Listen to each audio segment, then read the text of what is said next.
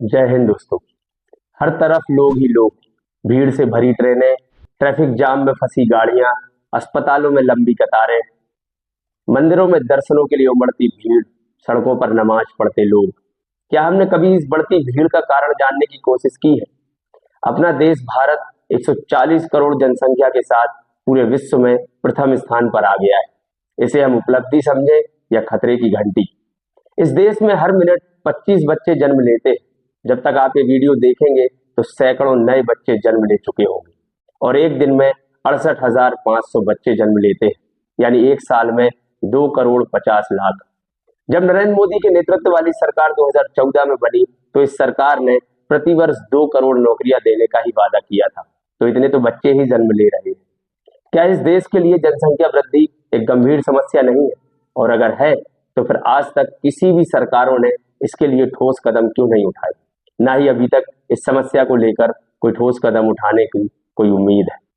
शायद इन सरकारों का ये मकसद होगा कि जितनी ज्यादा जनसंख्या होगी उतनी ही ज्यादा हमारी रैलियों में भीड़ होगी और वोट भी हमें उतने ही ज्यादा मिलेंगे। 1950 में इस देश की आबादी सिर्फ 37 करोड़ ही थी, जिसमें 31 करोड़ हिंदू, 3.5 करोड़ मुस्लिम, 83 लाख ईसाई और लगभग 70 लाख सिख थे। और 2023 में यह जनसंख्या बढ़कर 140 करोड़ हो गई, जिसमें 100 करोड़ हिंदू, 20 करोड़ मुस्लिम, 3 करोड़ ईसाई और 2 करोड़ सिख शामिल है। आंकड़ों के अनुसार इस देश में प्रतिवर्ष 1.2 करोड़ की वृद्धि देखने को मिली है। ये तो वो है जिनका डाटाबेस सरकार के पास है। अवैध प्रवास पे भी अगर फोकस किया जाए तो ये जनसंख्या 150 करोड़ भी हो सकती है। और अगर हम बढ़ती जनसंख्या के मुख्य कारणों की बात करें तो इसमें अशिक्षा और जागरूकता की कमी एक मुख्य कारण है। गांव के ज्यादातर परिवार कम जनसंख्या के प्रति जागरूक नहीं रहते थे, तो वहीं परिवार की महिलाएं भी ज्यादा शिक्षित न होने के कारण बढ़ती जनसंख्या के प्रति सजग नहीं रही।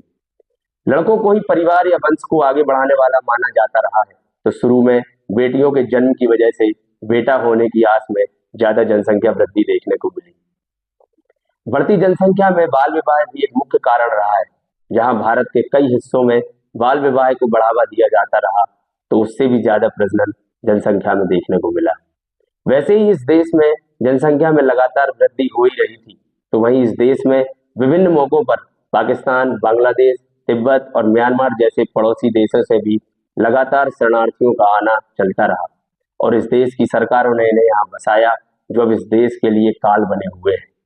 आजादी के समय ही पूर्वी पाकिस्तान से आए बंगाली शरणार्थी पश्चिम बंगाल और असम में आकर बस गए और 1971 के भारत पाकिस्तान के युद्ध के समय भी कई शरणार्थियों को इस देश में जगह दी और इस देश को धर्मशाला बनाने में कोई कसर नहीं छोड़ी गई, जिसके परिणाम आज इस देश की जनता भुगत रही है। बढ़ती जनसंख्या इस देश पर कितनी घातक साबित होती है, आइए इस पर भी हम नजर डालते हैं। बढ़ती जनसंख्या देश में बेरोजगारी और गरीबी फैलाती है और यही हो रहा है हमारे देश भारत में। जहां युवा रोजगार के लिए मेहनत कर रहे हैं तो वहीं सरकारें रोजगार देने में हर कदम पर विफल रही है। इससे गरीबी का स्तर और बढ़ता जा रहा है। बेरोजगारी अपने चरम पर पहुंच चुकी है, तो वो महंगाई भी कुछ ज्यादा पीछे नहीं रह गई। बेरोजगारी और गरीबी के कारण अपराध में भी वृद्धि देखने को मिल रही है। इस देश की सरकारें 81 करोड़ को मुफ्त में राशन दे रही है, तो वहीं इसकी भरपाई करने में, मिडिल क्लास पर टैक्स वसूलने में भी कोई सरकारें कसर नहीं छोड़ रही। बढ़ती जनसंख्या का इस देश के संसाधनों पर भी बुरी तरह से असर पड़ रहा है और सड़कों पर भी ज्यादा भीड़ होने के कारण आए दिन हादसे देखने को मिलते हैं और सरकारी अस्पतालों में बढ़ती भीड़। तो वहीं डॉक्टर्स, मेडिकल स्टाफ और दवाइयों की कमी होने के कारण मौतें भी देखने को मिलती हैं। भविष्य में इस बढ़ती जनसंख्या से इस देश को गंभीर परिणाम भुगतने पड़ सकते हैं।